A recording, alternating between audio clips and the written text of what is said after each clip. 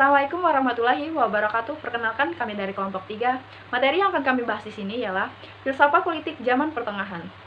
Adapun pokok pembahasan yang akan kami bahas yaitu yang pertama, sejarah filsafat abad pertengahan, yang kedua, ciri filsafat abad pertengahan, yang ketiga, periode-periode pada abad pertengahan, yang keempat, perkembangan filsafat abad pertengahan.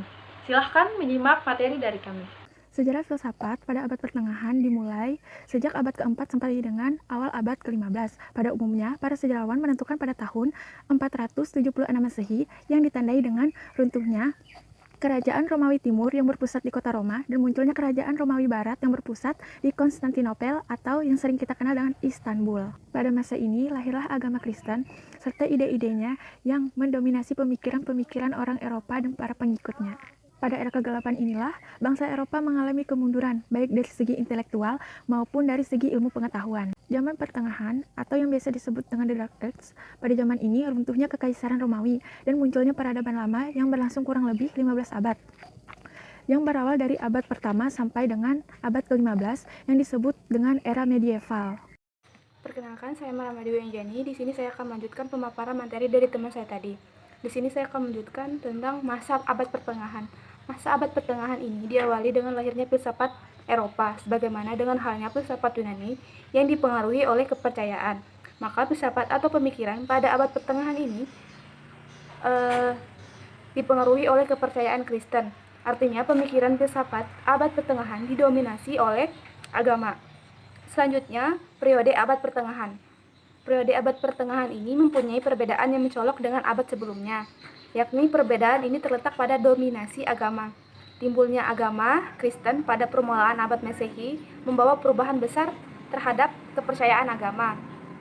Zaman pertengahan adalah zaman keemasan bagi kekristenan. Disinilah yang menjadi persoalannya karena agama Kristen itu mengajarkan bahwa wahyu Tuhanlah yang merupakan kebenaran sejati. Hal ini berbeda dengan pandangan Yunani kuno yang mengatakan bahwa kebenaran dapat dicapai oleh kemampuan akal. Terima kasih. Perkenalkan, nama saya Putri Lestari. Di sini saya dari kelompok 3, saya akan menjelaskan ciri-ciri abad pertengahan. Filsafat abad pertengahan dicirikan dengan adanya hubungan erat antara agama Kristen dan filsafat. Dilihat secara menyeluruh, filsafat abad pertengahan memang merupakan filsafat Kristiani. Oleh karena itu, kiranya dapat dikatakan bahwa filsafat abad pertengahan adalah suatu filsafat agama dengan agama Kristiani sebagai basisnya. Kemudian, agama Kristen menjadi problema kefilsafatan karena mengajarkan bahwa wahyu Tuhanlah yang merupakan kebenaran yang sejati. Hal ini berbeda dengan pandangan Yunani kuno yang mengatakan bahwa kebenaran dapat dicapai oleh kemampuan akal, sehingga mereka belum mengenal adanya wahyu Tuhan. Kemudian mengenai sikap terhadap pemikiran Yunani ada dua. Yang pertama yaitu golongan yang menolak sama sekali pemikiran Yunani, karena pemikiran Yunani merupakan pemikiran orang kafir, karena tidak mengakui adanya wahyu. Yang kedua, di sini yaitu yang menerima filsafat Yunani yang mengatakan bahwa karena manusia itu ciptaan Tuhan, maka kebijaksanaan manusia berarti pula kebijaksanaan yang datangnya dari Tuhan. Mungkin akal tidak dapat mencapai kebenaran yang sejati, oleh karena itu akal dapat dibantu oleh wahyu. Sekian dari saya, terima kasih. Perkenalkan, nama saya Poppy Sandi Pertiwi. Di sini saya akan melanjutkan materi dari teman saya yang sebelumnya. Zaman skolastik dimulai sejak abad ke-9. Para tokoh zaman skolastik adalah pelajar-pelajar dari lingkungan sekolah kerajaan dan sekolah katedral yang didirikan oleh Raja Karol Agung, dan kelak dari lingkungan universitas dan ordo-ordo biarawan. Filsafat mereka disebut skolastik, yaitu dari kata Latin scholasticus yang artinya guru. Karena pada periode ini filsafat diajarkan dalam sekolah-sekolah, biara, dan universitas-universitas. Menurut suatu kurikulum yang baku dan bersifat internasional. Tokoh-tokoh terpenting masa skolastik adalah Botinus, Johannes, Scotus Eriguena, Anselmus dari Cattenburg, Petrus Abelardus, Bonaventura, Singer dari Brabant, Albertus Agung, Thomas Aquinas, Johannes Duns Scotus. Terima kasih. Di sini saya Adeliani akan melanjutkan materi selanjutnya dari Putri Indah Lestari, yaitu tentang periode-periode pada abad pertengahan. Yang pertama, zaman patristik. Patristik berasal dari kata patres, bentuk jamak dari pater, yang berarti bapak-bapak. Yang dimaksudkan adalah para pujangga gereja dan tokoh-tokoh gereja yang sangat berperan sebagai peletak dasar intelektual kekristenan. Mereka khususnya mencurahkan perhatian pada pengembangan teologi, tetapi dalam kegiatan tersebut, mereka tak dapat menghindarkan diri dari wilayah kefilsafatan.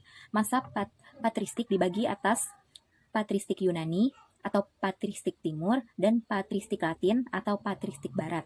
Bapak gereja terpenting pada masa itu antara lain Tertullianus, Justinus, Clemens dari Alexandria, Origenes, Gregorius dari Nazianza, Basilus Agung, Gregorius dari Nisa, Dionysius, Areopagita, Johannes Damascenus, Ambrosius, Hieronymus, dan Agustinus. Zaman skolastik dimulai sejak abad ke-9.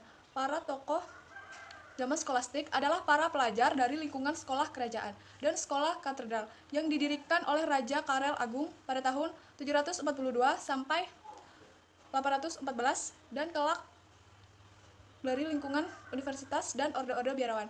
Filsafat mereka disebut skolastik atau dari kata Latin scholasticus atau guru, karena pada periode ini filsafat diajarkan dalam sekolah-sekolah biara dan universitas-universitas menurut suatu kurikulum yang baku dan bersifat internasional.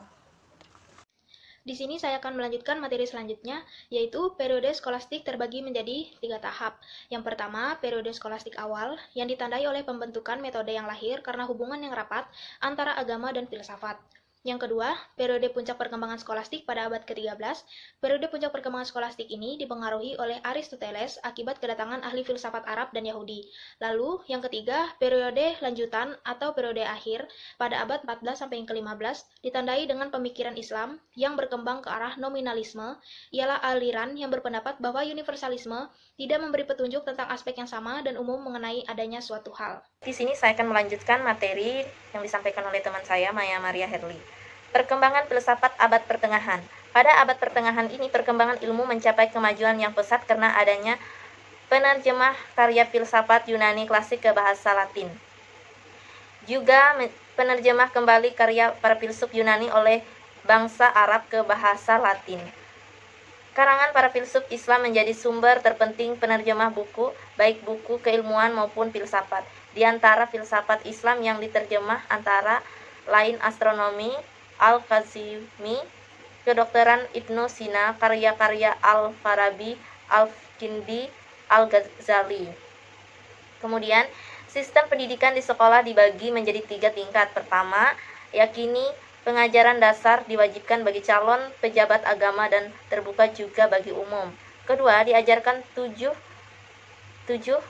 ilmu bebas, liberal, yang dibagi menjadi 2 bagian.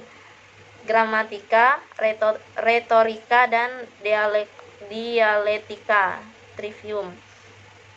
Kemudian yang B, aritmatika, geometrika, astronomi, dan musik, quadrivium. Tingkat ketiga ialah pengajaran buku-buku suci. Kemudian, peninggalan kebudayaan abad pertengahan dapat dilihat dari karya seni musik bangunan bercorak gotik sebagai bentuk pemujaan terhadap gereja. Terima kasih.